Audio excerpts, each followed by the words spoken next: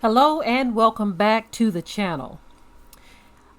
We have more news that is just very troubling news that happened over this Thanksgiving holiday. More and more of this news is starting to surface, and this time we are talking about a young man whose body was found in Lake Ivanhoe after he went missing after a birthday celebration. And so I'm going to get into this story. I'm going to go over some of the details with you because this is very sad indeed, as his parents and other family members are trying to make sense of what has happened here. It says police in Orlando have confirmed the body found in Lake Ivanhoe is 24-year-old missing man Brian Bone. On Friday, police said paddleboarders found the body floating underneath the I-4 eastbound bridge. Bone went missing after celebrating his birthday on Sunday in downtown Orlando. When Wesh 2 spoke with the mother and father of 24-year-old Brian Bone on Thanksgiving Day, hope was still alive. So they still had hope at that time. There are no words that anybody can say that can calm me. These are words coming from the parents. They say there are no words that can calm them unless they are going to bring home their child. Okay. And they go on to say they just want their son back. That's all. And so understandably, they are feeling this way. This is very deeply sad on so many levels. To have such a loss and not have the answers that you're looking for, even with answers, is still, I'm sure, a very difficult thing to have to deal with. It says loved ones learned the heartbreaking news on Friday. Police confirmed that paddleboarders found his body. They said a dive team and investigators recovered his bones and his remains. The family was overwhelmed by grief, and they waited outside of the Orlando Police Department headquarters for Brian's mom and dad. Detectives are still unclear how Brian got from his 24th birthday celebration last Sunday in downtown Orlando to the lake. So they're still unclear as to how that happened. His cause of death has not yet been determined. It says Brian's mom told her that he had called her the night before. He was scared and confused. So if he was scared and confused, then that means there was definitely something going on, something that may have been foul play that could give them more answers as to what happened to their son. She said that he had said, "I don't know, I am just around buildings." He was scared, and I know how he sounds when he's going to cry. And he had that sound in his voice, and this is coming from his mom. And she just told him to stay there. Brian's mom said his phone went dead shortly after that, and that was the last time that she would speak to her son alive. Think about it as if it were your child, this is what the parents are saying. Treat it as if it was your child, Favors said on Thanksgiving Day, asking others to help search for her son. Police have released a statement that said, in part, detectives are right now assisting the family in anything they need concerning them, connecting them to available resources. And so this is another terrible tragedy. Look at the young man. I have no idea what the parents could be going through. Many are not going to agree with what I have to say here. And I know this because I've said something similar many years ago, several times. And I was seeing the comment section where people just kind of dismissed what I was saying as being overly protective. But I had indicated that I said sometimes it seems like so-called black people need to travel in groups, in groups. And it's sad to think that way, but it is what it is, right? I was saying that we need to travel in groups because things are happening. And it is uncertain as to what happened to this young man. You don't know whether it was racially motivated, whether it was a robbery or what. We don't know what it was, right?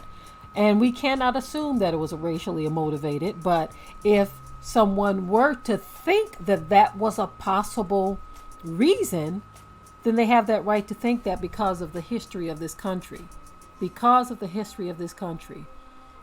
I can remember so many stories that I've covered over the years, and so many stories that I've read over the years that are just so very sad indeed, where young people, there was one young lady, I'll just say this, she was 12 years old. She was on her way to the school bus down in a southern state out in the country.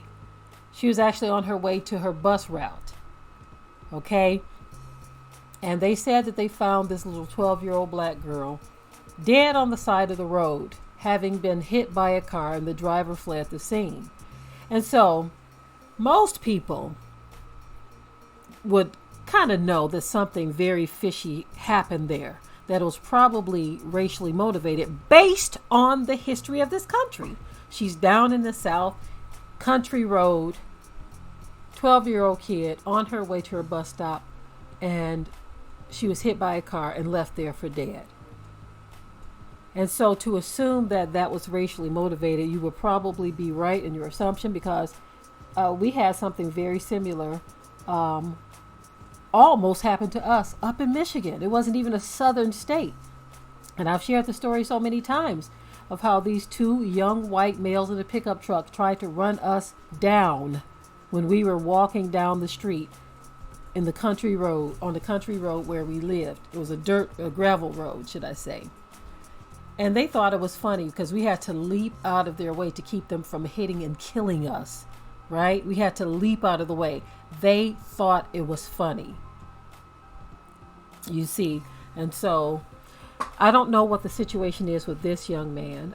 It could have absolutely nothing to do with anything racial. It could be something totally different, but it just makes you really nervous in this country to be a so-called black person. Is almost like you have to travel in packs. And people who don't like you to make certain assumptions about racial incidents, these are people who are uncomfortable by these assumptions. They're uncomfortable by it because they can't comprehend what we have to go through, because it's not their reality.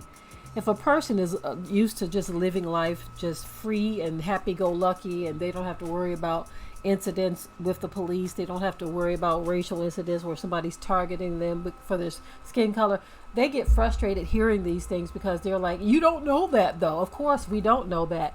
But if we do assume these things, we have enough history in this country as a people, things that have happened to us or to people that we know or people that look like us. We have enough established history in these things to make such assumptions, right? None of that matters to the family of this situation. However, the fact that they are even having to deal with this, regardless to how it happened, that is the bigger issue for the family.